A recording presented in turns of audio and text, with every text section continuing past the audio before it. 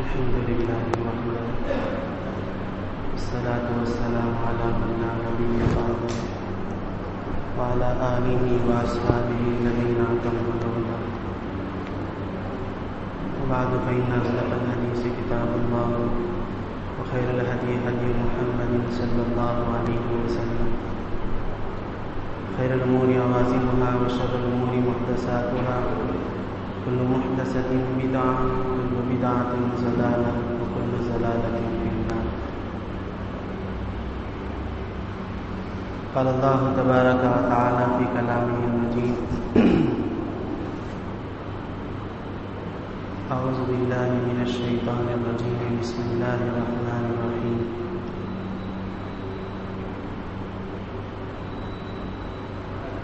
وبالآخرة هم يوقنون. قال النبي صلى الله عليه وسلم: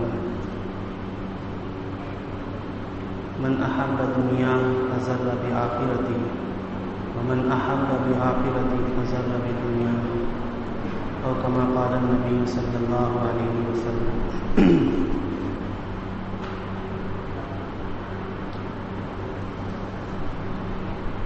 محترم ناظرین،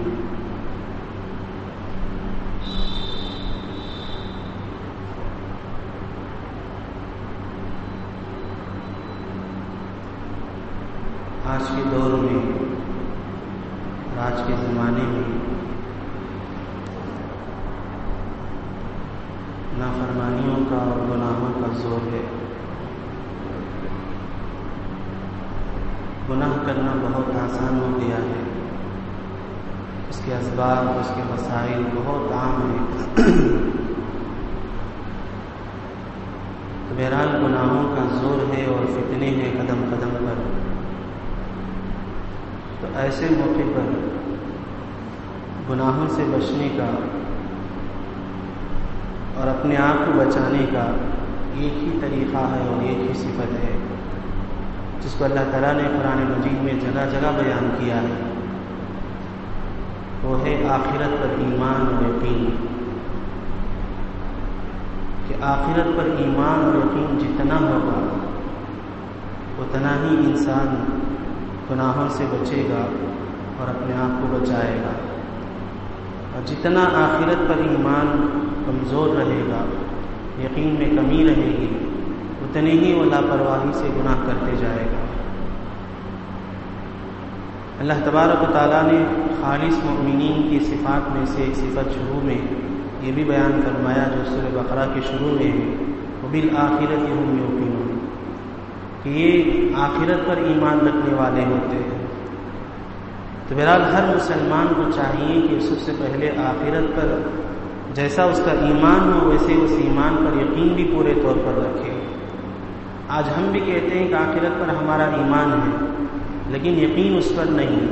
ہم اس کے مطابق اپنی زندگی نہیں گزار رہے. اگر 100% ہمارا ایمان اس پر ہوتا، یقین کامل ہوتا، تو ہماری زندگیاں اسی کے مطابق ہوتی. ہمارے اسلاف جتنے بھی گزرے ہیں، ہمارے مشائخ جتنے بھی گزرے ہیں، اللہ تبارک و تعالیٰ نے آخرت پر ایمان اور یقین کا وہ وصف عطا کیا تھا جس کا کچھ حصہ بھی ہمارے اندر نہیں پایا جاتا ہے. تو بہرحال آج ایک انسان مسلمان اس سے گناہ سرزد ہو رہے ہیں، لاپرواہی سے گناہ کرتے چلے جا رہا ہے، تو اس کا واحد سبب اور ذریعہ یہ ہے کہ اسے آخرت پر پورا ایمان اور یقین نہیں ہے. تو ہر فرد کو چاہیے کہ اپنے اندر پورے طور پر آخرت پر ایمان اور یقین پیدا کرے. نبی کریم صلی اللہ علیہ وسلم کی زندگی سے لے کر آپ کی سیرت کو پڑھنے والے، سننے والے جانتے ہیں کہ اللہ کے نبی صلی اللہ علیہ وسلم کو اللہ تبارک و تعالیٰ نے مغفور قرار دیا. اگلے پچھلے سارے گناہ اللہ کے نبی صلی اللہ علیہ وسلم کے معاف کر دیے گئے، لیکن پھر بھی اللہ کے نبی صلی اللہ علیہ وسلم کو آخرت کا کتنا غم تھا.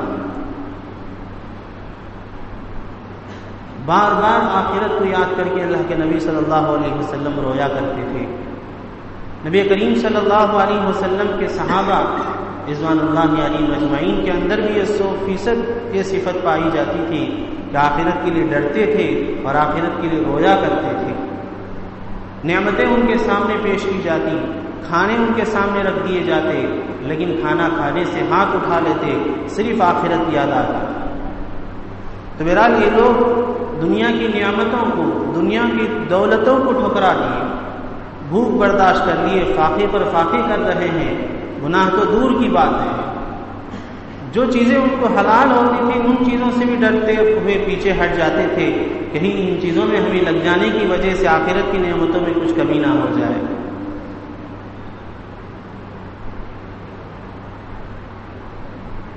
حضرت حسن بصری رحمۃ اللہ علیہ، آپ کو کون نہیں جانتا ہے، تابعین میں آپ یہ وہ خوش نصیب انسان ہیں جن کو اللہ تبارک و تعالیٰ نے عجیب خوش نصیبی سے نوازا ہے۔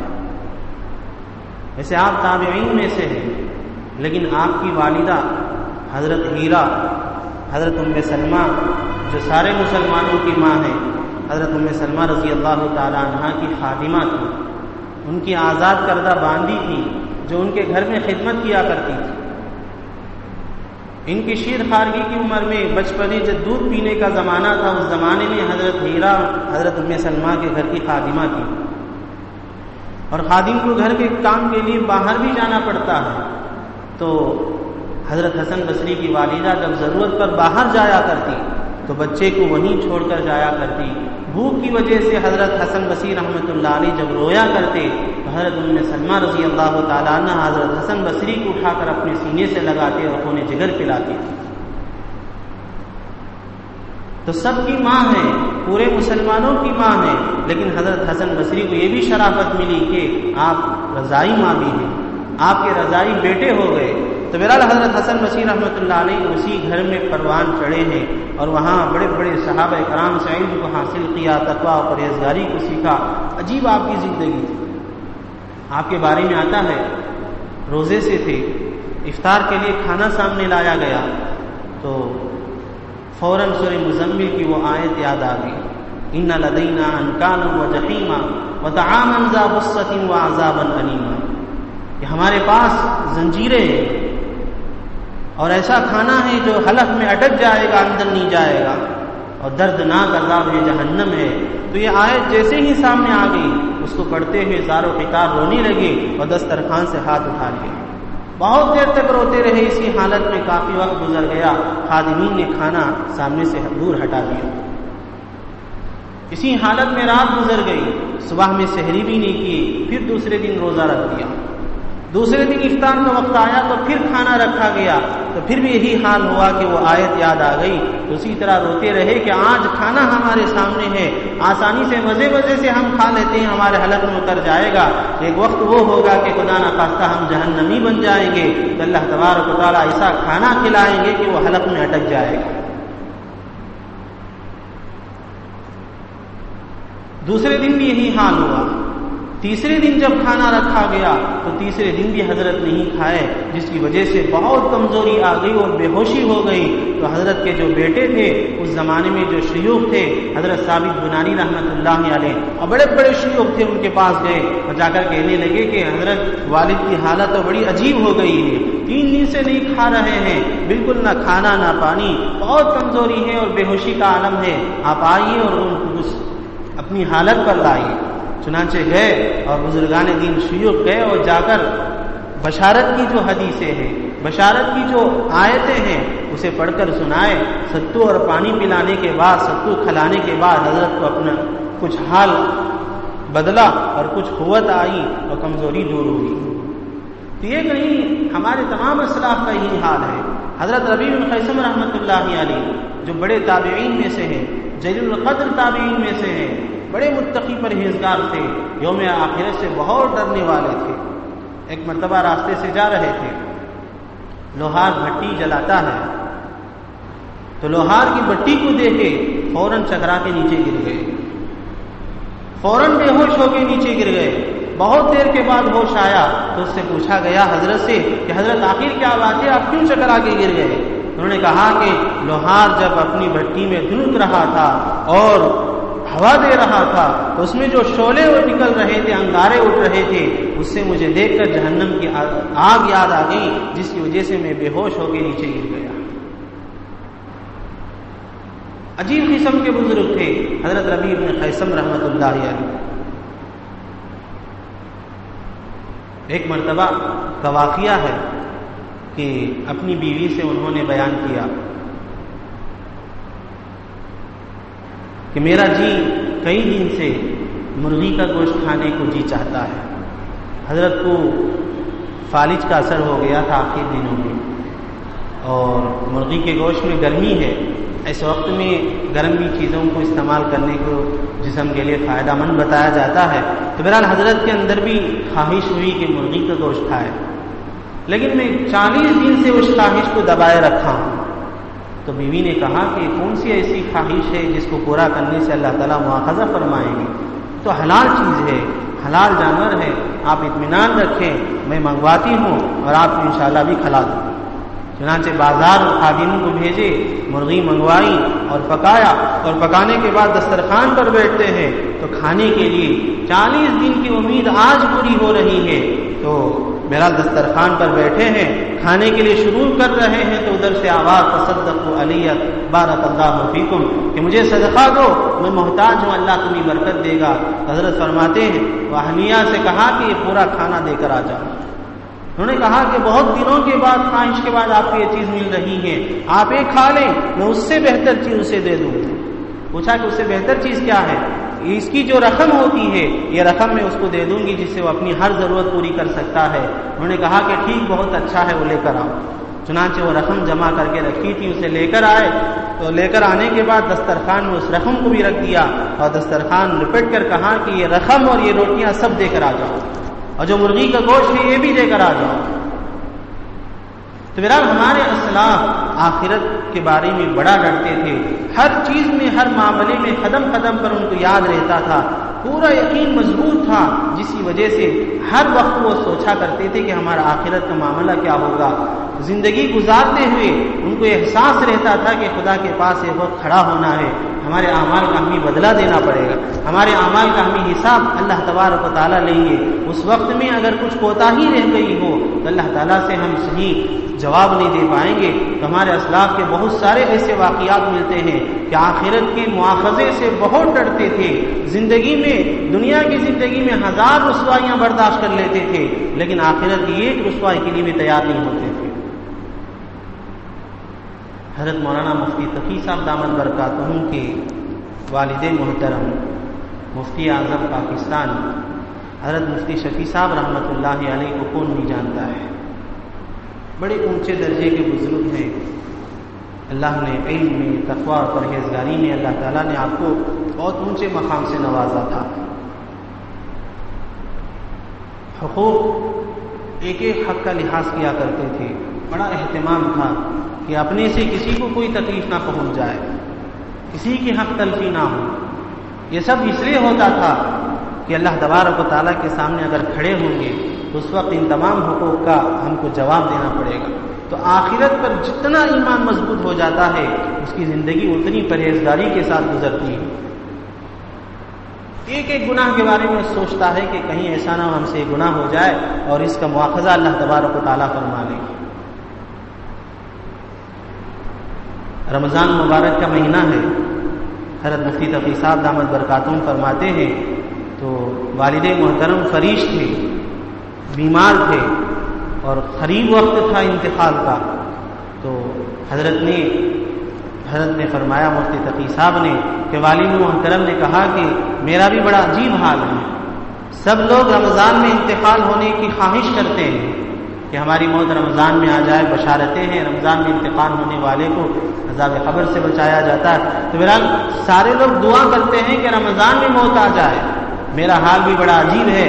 میں جب یہ سوچتا ہوں کہ میرا انتقال رمضان میں ہو جائے اور یہ سعادت مجھے نصیب ہو جائے، دعا کرنے کے لیے میں جب چاہتا ہوں فوراً میرے سامنے ایک رکاوٹ آ جاتی ہے۔ وہ یہ ہے کہ اگر میں دعا کر دوں اور اللہ کے پاس قبول ہو جائے اور تم روزے کی حالت میں رہو گے، رمضان میں میرا انتقال ہو جائے گا، تجہیز و تدفین میں تم کو جو پریشانی لاحق ہوگی، میرے انتقال کی وجہ سے جو تمہیں تکلیف ہوگی، میں یہ برداشت نہیں کرتا ہوں کہ میرے انتقال کی وجہ سے رمضان میں تمہارے معاملات میں کچھ خلل آئے اور میری وجہ سے تمہیں تکلیف پہنچے۔ کتنا لحاظ تھا ان لوگوں کے، رمضان میں انتقال ہونا کتنی سعادت کی بات ہے، لیکن دعا اس لیے نہیں کر رہے ہیں کہ میرے انتقال سے کسی کو تکلیف نہ پہنچ جائے، کسی کے معمول میں کچھ پریشانی نہ ہو جائے۔ تو حضرت مفتی تقی صاحب دامت برکاتہم فرماتے ہیں ان کے بارے میں، اپنے والد صاحب کے بارے میں، ایک مرتبہ میرے والد میری بہن سے ناراض ہو گئے تھے۔ میری بہن حضرت کے پاس آئے، والد کے پاس آئی اور آ کر کھڑی رہی بہت دیر تک، لیکن والد صاحب ناراض ہونے کی وجہ سے ان کی طرف نظر بھی نہیں کی، کافی وقت کھڑی رہی۔ مفتی تقی صاحب فرماتے ہیں میری بہن نے خود یہ واقعہ مجھ سے بیان کیا۔ تو بہرحال ایک پرچہ اخبار میں ایک رسالہ نکلتا تھا، اس میں خود مفتی شفیع صاحب کی بیٹی نے اپنے ہاتھوں سے یہ مضمون لکھا ہے، جس میں اپنا واقعہ یہ لکھا کہ میں بہت دیر تک کھڑی رہی لیکن والد محترم نے میری طرف نظر بھی نہیں کی، جس کی وجہ سے تمام مجھے غصہ آیا اور میری زبان سے عجیب جملہ نکل گیا وہ غصے کی حالت میں۔ آخر میں نے کیا غلطی کر دی جس کی وجہ سے اتنا غصہ کر بیٹھے ہو، اتنی ناراضگی سے بتا رہے ہو؟ یہ کہہ کر میں وہاں سے چل گئی۔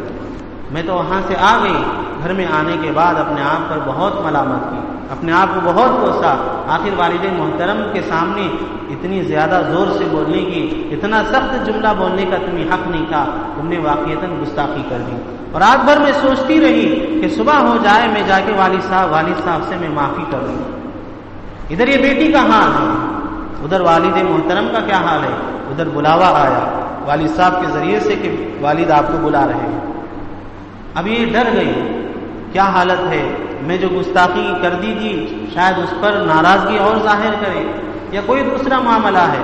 امید اور خوف، ڈر اور امید دونوں حالت کے ساتھ بیٹی والد صاحب کے پاس پہنچتی ہیں، اور وہاں جانے کے بعد نماز کا وقت بالکل قریب ہوتا ہے۔ وہ خود کہتی ہیں جیسے ہی میں داخل ہوئی میرے والد محترم اٹھے، میرا استقبال کیے اور مجھے سینے سے لگایا اور کہا کہ بیٹی نماز کا وقت قریب ہو چکا ہے، تم یہیں رہنا، میں نماز سے فارغ ہونے کے بعد آتا ہوں، تم سے مجھے بات کرنی۔ تو میرا نماز سے فراغت کے بعد آئے والد محترم مجھے تنہائی میں لے گئے اور لے جانے کے بعد کہا کہ دیکھو اللہ کے لیے مجھے معاف کر دو۔ باپ بیٹی سے معافی طلب کر رہا ہے، کس وجہ سے؟ بیٹی نے کہا کہ کس وجہ سے میں معاف کروں اور کیا ضرورت ہے مجھے معاف کرنے کی؟ میں آپ سے مجھے معافی طلب کرنی ہے، میں نے آپ کے شان میں گستاخی کی ہے اور سخت جملہ کہہ دیا ہے۔ والد محترم نے کہا کہ اصل بات یہ ہے کہ تم میرے مجلس میں آئے، بہت دیر تک تم کھڑی رہی، میں تمہاری طرف تھوڑی دیر کے لیے بھی نظر نہیں کیا۔ بعد میں نے سوچا کہ واقعتاً میری طرف سے بہت زیادتی ہوئی ہے اور اس زیادتی کی وجہ سے تمہیں تکلیف بھی ہوئی، تم ناراض ہو کر چلی گئی۔ رات بھر میں اس کی وجہ سے سویا نہیں، کروٹیں بدلتا رہا، کب صبح ہو، کب تمہیں بلاؤں، کب تم سے معافی طلب کروں، لہذا موقع آیا ہے تم اللہ کے لیے مجھے معاف کرو۔ حضرت کی بیٹی کہتی ہیں کہ میرے والد کی اس جملے کو سن کر میری چیخیں نکل گئی، میں رو پڑی اور کہنے لگی والد صاحب میری طرف سے زیادتی ہوئی، گستاخی ہوگی، آپ کی ناراضگی کا سبب میں بنی ہوں، مجھے معافی طلب کرنا ہے، آپ کو نہیں، آپ ہمارے بڑے ہیں۔ تو مفتی شفیع صاحب کیا فرماتے ہیں؟ حضرت نے کہا کہ میں بڑا ضرور ہوں، تمہارا والد ضرور ہوں، لیکن مسئلہ والد کا بیٹی کا نہیں ہے، آخرت کا ہے، آخرت کا مسئلہ ہے۔ وہاں بڑے چھوٹے کا کوئی امتیاز و فرق نہیں ہوتا ہے، وہاں بس اعمال جیسے ہیں اس کا حساب وہاں لیا جائے گا۔ ضرور میری طرف سے زیادتی ہوئی ہے، تم اپنی زبان سے معافی کر دو، اس کے بعد ہی میں یہاں سے جاؤں گا۔ تو بہرحال اس کے بعد روتے ہوئے بہت اس کے ساتھ دل پر پتھر رکھتے ہوئے حضرت کی بیٹی فرماتی میں نے اپنی زبان سے جملہ نکالا کہ حضرت میں نے آپ کو معاف کر دیا۔ تو بہرحال یہ ہمارے اسلاف ہیں، باپ ہیں اتنے بڑے درجے کے ہیں، اپنی بیٹی سے ایک معمولی چیز کی وجہ سے جا کے معافی طلب کر رہے ہیں تاکہ اس کی وجہ سے اللہ تبارک و تعالیٰ قیامت کے دن مواخذہ نہ کرے۔ یہ سب آدمی وہی کرتا ہے جس کا آخرت پر پورا یقین ہو، اللہ کے سامنے کھڑے ہو کر جواب دینے کا احساس اس کے سامنے ہو، اس کے دل میں پایا جاتا ہو، وہی آدمی اس طرح کے ہر قسم کی چھوٹی چھوٹی چیزوں پر توجہ رکھتا ہے اور یہی دنیا ہی میں ساری چیزیں ختم کرا کے بالکل پاک صاف ہو کر جاتا ہے۔ کتنے باپ ہیں اپنی بیٹی کو کیا کچھ نہیں کہہ دیتے ہیں، مار دیتے ہیں، گندے گندے الفاظ استعمال کر لیتے ہیں، مہینوں تک بات کرنا چھوڑ دیتے ہیں۔ تو بہرحال ساری چیزیں ہونے کے بعد ان کے اندر ذرا برابر بھی احساس پیدا نہیں ہوتا ہے کل قیامت کے دن مجھے کھڑا ہونا پڑے گا اور اللہ تعالیٰ کے سامنے بیٹی ہوگی اور میں ہوں گا جو میں نے اس کے ساتھ زیادتی کر دی ہے اس کا مطالبہ وہ کرے گی تو اس کے بعد میں اللہ میرے سے مواخذہ فرمائیں گے. وہاں تو میزان عدل قائم ہوگا, انصاف ہی انصاف ہوگا. ایک بے سینگ بکری کو سینگ والی بکری نے کو ظلم کر دیا, اس پر زیادتی کر دی, اس کا بھی بدلہ جب وہاں دیا جائے گا تو ہم انسانوں سے اگر کچھ زیادتی ہو جائے تو وہاں بدلہ اللہ کیوں نہیں دیں گے, اور مظلوم کی فریاد اللہ تعالیٰ کیوں نہیں کریں گے, اس کی مدد کیوں نہیں کریں گے. نبی کریم صلی اللہ علیہ وسلم نے غزوے کے موقع پر سوار تھے سواری پر, اور آپ کے پڑوس میں ایک دیہات کے رہنے والے صحابی جن کے پیروں میں موٹے موٹے جوتے تھے, موٹے جوتے پہنے ہوئے تھے, وہ سوار تھے, سواری جا رہی تھی. اللہ کے نبی صلی اللہ علیہ وسلم کی سواری ان کی سواری کے بالکل قریب آ گئی, جس کی وجہ سے ان کے پیر میں جو جوتے تھے اور موٹے جوتے تھے وہ جوتے اللہ کے نبی صلی اللہ علیہ وسلم کو پنڈلی کو لگ گئے, جس کی وجہ سے اللہ کے نبی صلی اللہ علیہ وسلم کو بہت تکلیف ہوئی. اللہ کے نبی صلی اللہ علیہ وسلم نے گھوڑا جو آپ کے ہاتھ میں تھا اٹھایا اور ان کے پیر پر مارتے ہوئے کہا کہ تم نے مجھے تکلیف دی تھی. میرا اللہ کے نبی نے ان کے پیر پر مار دیا اپنے گھوڑے سے. تو دیہاتی صحابی تھے, ان کی وجہ سے اللہ کے نبی کو تکلیف ہو گئی. بہرحال انہوں نے ذرا بھی اس کا احساس نہیں اٹھایا کہ میرے طرف سے غلطی ہوئی جس کی وجہ سے اللہ کے نبی نے مجھے مارا. بات آئی اور ختم ہو گئی. لیکن مدینہ جانے کے بعد اللہ کے نبی صلی اللہ علیہ وسلم نے ان صحابی کو تلاش کرایا اور صحابہ سے پوچھا کہ وہ کون صاحب تھے جن کے جوتے مجھے لگنے کی وجہ سے میں نے اپنے گھوڑے سے ان کو مار دیا تھا. تو اللہ کے نبی صلی اللہ علیہ وسلم جب ان کو معلوم کر رہے تھے, ان کے بارے میں تحقیق کر رہے تھے, تو صحابہ نے بتایا کہ اللہ کے نبی آپ کے بارے میں پوچھ رہے ہیں. تو وہ صحابی ڈر گئے کہ نبی کے شان میں نے گستاخی کر دی, نبی کو میں نے اپنے جوتوں سے مار دیا اور تکلیف ہوئی اللہ کے نبی کو, پتہ نہیں آج میرے بارے میں کیا وعیدیں نازل ہو گئی اور کیا سختی میرے ساتھ پیش آئے گی. تو بہرحال بہت ڈرتے ہوئے کانپتے ہوئے اللہ کے نبی صلی اللہ علیہ وسلم کی مجلس میں پہنچے. اللہ کے نبی صلی اللہ علیہ وسلم جیسے ہی وہ صاحب آئے, آ کر معذرت کرنے لگے. اللہ کے نبی صلی اللہ علیہ وسلم آپ اللہ سے میرے حق میں مغفرت طلب کیجیے, تو واقعتاً مجھ سے زیادتی ہو گئی, مجھ سے آپ کو تکلیف ہو گئی. اللہ کے نبی صلی اللہ علیہ وسلم نے فرمایا قربان جائیں, آپ فرماتے ہیں یہ کون کہہ رہے ہیں جن کے صدقے میں کائنات کو سجایا گیا, جن کے اگلے پچھلے سارے گناہوں کی مغفرت کا اعلان ہے قرآن میں, حدیثوں میں بشارتیں ہیں. پھر اللہ کے نبی صلی اللہ علیہ وسلم ان سے کہہ رہے ہیں میں تمہیں اس لیے نہیں بلایا ہوں تاکہ تم نے کچھ میرے اوپر زیادتی کر دی ہے, بلکہ میں تم کو اس لیے بلایا ہوں کہ میں نے تم پر زیادتی کر دی ہے, تم اللہ کے لیے مجھے معاف کر دو. اللہ کے نبی صلی اللہ علیہ وسلم ایک دیہات کے رہنے والے صحابی جن کی زیادتی کی وجہ سے ان کو مار دیے تھے, اللہ کے نبی ان سے معافی طلب کر رہے ہیں, کہتے ہیں کہ اب مجھے معاف کر دو. وہ اللہ کے نبی وہ صحابی رو پڑے, کہنے لگے اللہ کے نبی صلی اللہ علیہ وسلم میں آپ کو کیا معاف کروں, میری طرف سے زیادتی ہوئی ہے, مجھ سے آپ کو تکلیف پہنچی جس کی وجہ سے آپ نے مجھے مارا ہے. اللہ کے نبی نے کہا کہ نہیں, تمہارے جوتے جو میرے پیروں کو لگ گئے وہ نادانی میں ہوئی, میں نے جو مارا ہے تم کو میں جان بوجھ کر مارا ہوں, زیادتی میری طرف سے تمہیں معاف کرنا پڑے گا. چنانچہ وہ صحابی معاف کیے. تو اس کے بعد اتنا ہی نہیں, اللہ کے نبی صلی اللہ علیہ وسلم نے ان کو 80 اونٹنیاں ہدیے میں بھی دی تاکہ اور ان کو خوش کر دیں.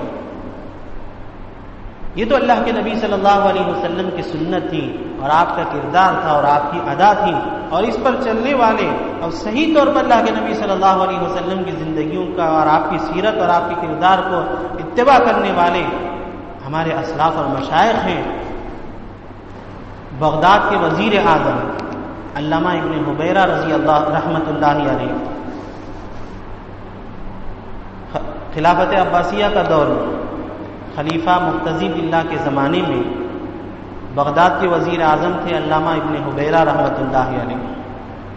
اللہ نے آپ کو ظاہری اعتبار سے بھی بڑی شان و شوکت سے نوازا تھا.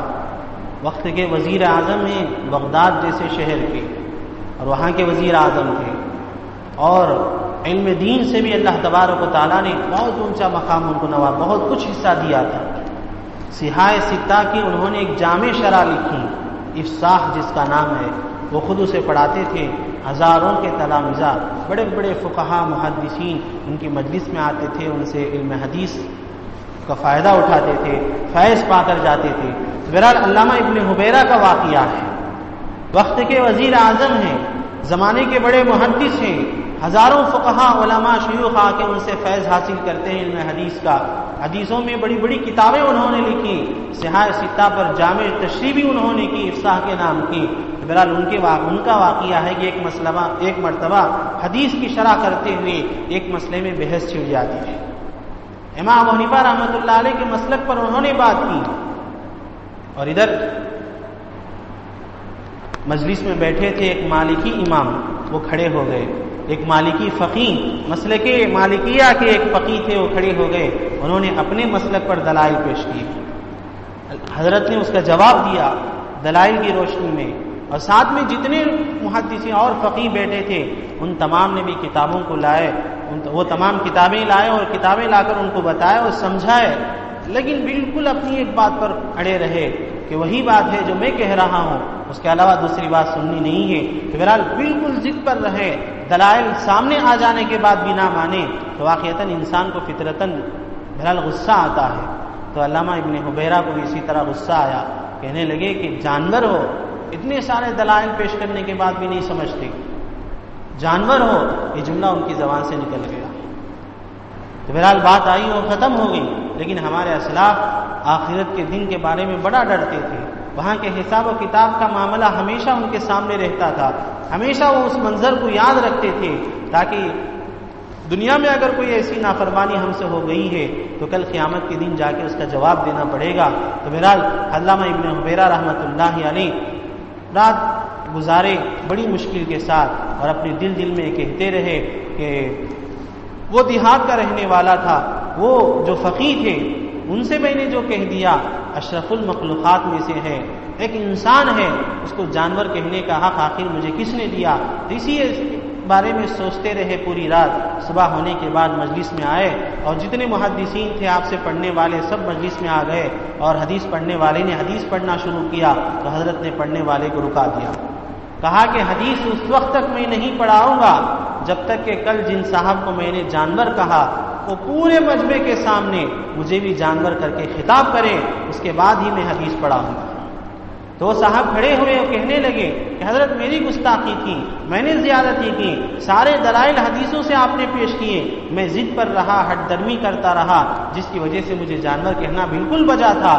آخر میں آپ کو جانور کہنے کا حق کب رکھتا ہوں؟ میں بالکل اس کے لیے تیار نہیں ہوں. میں آپ سے معافی طلب کرتا ہوں، معذرت کرتا ہوں، آپ اللہ کے لیے حدیث پڑھائیں. انہوں نے کہا کہ نہیں، جب تک تم مجمع کے سامنے مجھے جانور کہہ کے خطاب نہیں کرو گے اس وقت تک نہیں حدیث نہیں پڑھاؤں گا.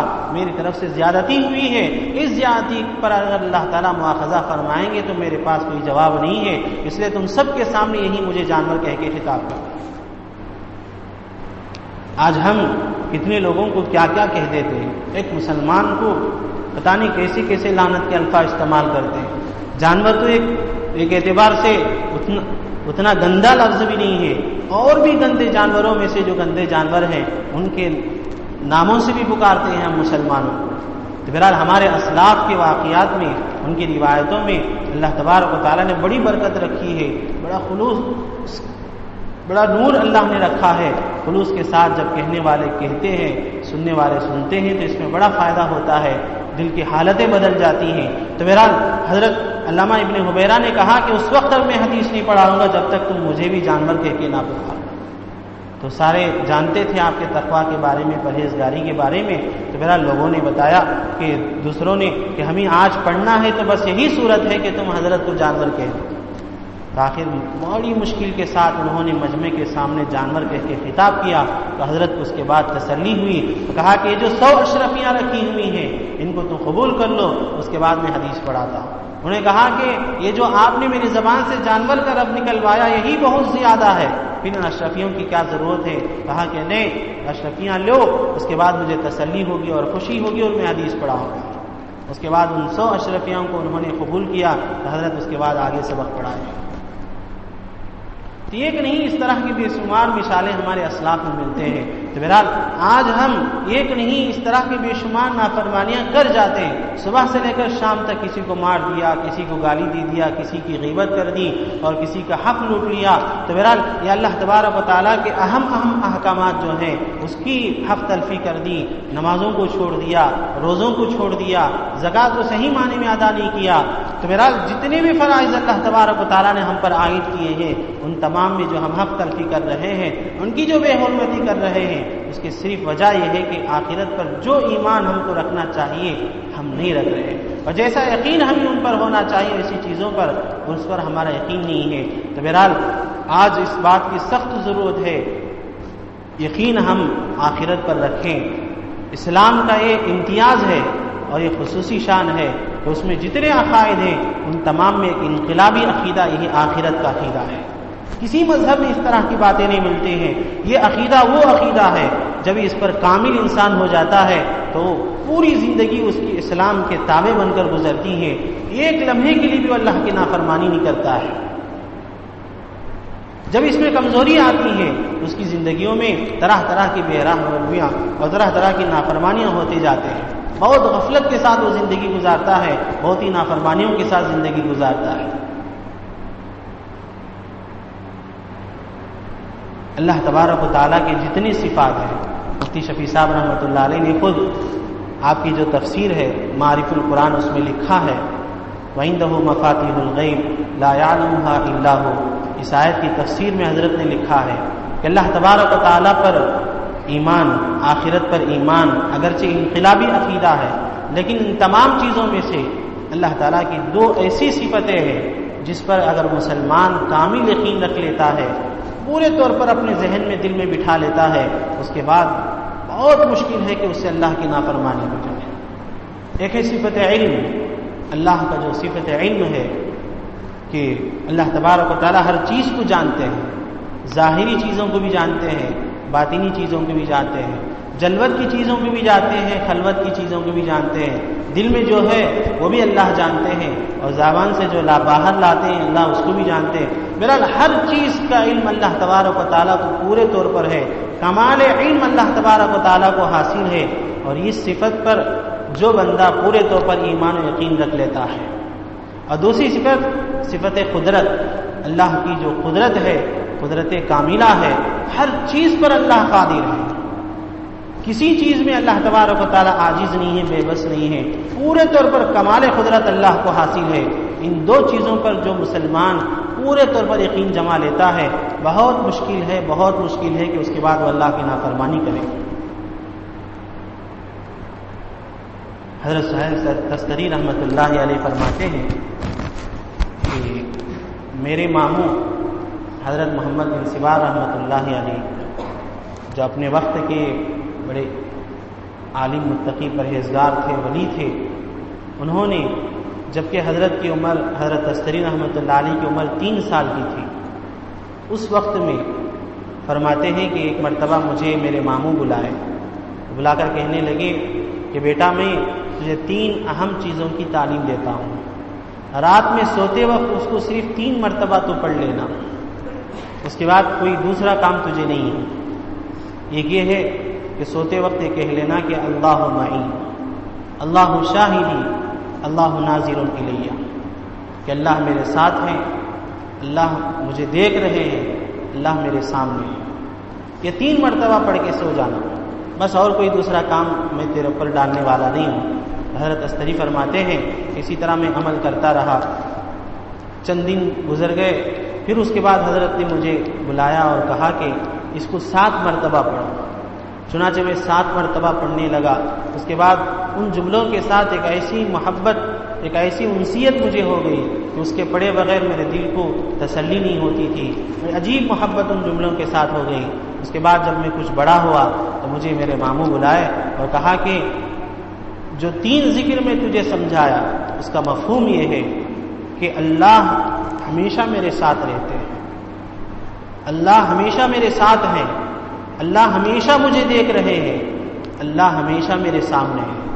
اور یہ بات یاد رکھو خبردار، جس کے ساتھ اللہ ہوتا ہے اور جس کو اللہ دیکھ رہا ہوتا ہے جو اللہ کے سامنے ہوتا ہے، جس کے سامنے خدا ہوتا ہے، وہ کبھی بھی اللہ کی نافرمانی نہیں کر سکتا ہے۔ جرأت اس کے اندر اس بات کی نہیں ہوگی کہ وہ اللہ کی نافرمانی کر سکے، لہذا تم کبھی بھی اللہ کی نافرمانی نہیں کرنا۔ اگر نفس تم پر غالب آ جائے اور نافرمانی کرانے کی تم سے کوشش کرے، فوراً ان 3 جملوں پر غور کرو، اس کی معنویت پر غور کرو، تم ہر گناہ سے بچ جاؤ گے اور بچنے کی کوشش تمہارے اندر پیدا ہو سکتی ہے۔ حضرت فرماتے ہیں میرے ماموں کی یہ تعلیم مجھے اتنی مفید ہوئی، اس سے مجھے اتنا فائدہ ہوا، اس کے بعد کبھی بھی ایسا نہیں ہوا کہ میں اللہ کی نافرمانی کیا۔ چنانچہ ایسے تقویٰ پرہیزگاری کے ساتھ زندگی گزاری کہ اپنے زمانے کے اتنے بڑے درجے کے ولی ہو گئے۔ حضرت امام احمد ابن حنبل رحمۃ اللہ علیہ خود فرماتے ہیں کہ میں نے سہیل تستری رحمۃ اللہ علیہ جیسا اپنے زمانے میں کوئی دوسرا ولی نہیں دیکھا، بڑے متقی پرہیزگار تھے۔ تو بہرحال ان کو جو 3 چیزوں کی تعلیم بچپن میں دے دی گئی، وہی استحضار کہ اللہ مجھے دیکھ رہا ہے، اللہ کو پورے طور پر قدرت حاصل ہے۔ جب یہ بات دل میں بٹھا دی جاتی ہے، اس کے بعد انسان سے نافرمانی نہیں ہوتی۔ یاد ہوگا وہ واقعہ کہ ایک آقا اپنے غلام کی بیوی پر فریفتہ ہو گیا تھا، کوشش کر رہا تھا کہ کسی بھی طریقے سے میں اس پر قابو پا لوں۔ ایک مرتبہ اس کے گھر میں گیا اور نوکر کو، خادم کو یہ کہا کہ جاؤ بازار سے کوئی چیز لے کر آنا۔ چنانچہ وہ گیا کسی چیز کو لانے کے لیے، اور ادھر بیوی سے کہا کہ دروازہ بند کر دو، کھڑکیاں بند کر دو، فلاں دروازہ بند کر دو۔ چنانچہ سب بند کر کے آئی۔ اس کے بعد آقا نے کہا کہ اور کوئی دروازہ ہے؟ سارے دروازوں کو بند کر دیے۔ تو وہ کہنے لگی، نوکر کی بیوی کہنے لگی، جتنے دروازے تھے سب میں نے بند کر دیے، لیکن ایک دروازہ ہے جس کو میں نہیں بند کر سکتی ہوں، نہ میرے اندر بند کرنے کی طاقت ہے۔ اس نے کہا کہ وہ کون سا دروازہ ہے؟ میں بند کر دیتا ہوں۔ اس نے کہا کہ وہ خدا کا دروازہ ہے، جہاں سے وہ ہمیشہ دیکھتا ہے اور جس کو کوئی نہیں بند کر سکتا ہے۔ اگر تمہارے اندر یہ طاقت اور قدرت ہے کہ تم اس کو بند کر سکتے ہو تو بند کرو، اس کے بعد تمہاری خواہش ہم پوری کر دیں۔ اتنا کہنا ہی تھا، اس کے اندر عجیب ہیبت طاری ہو گئی، عجیب خوف اور ڈر پیدا ہو گیا، اللہ کے سامنے کھڑے ہونے کا خوف پیدا ہو گیا، ہمیشہ کے لیے وہ گناہوں سے تائب ہو گیا۔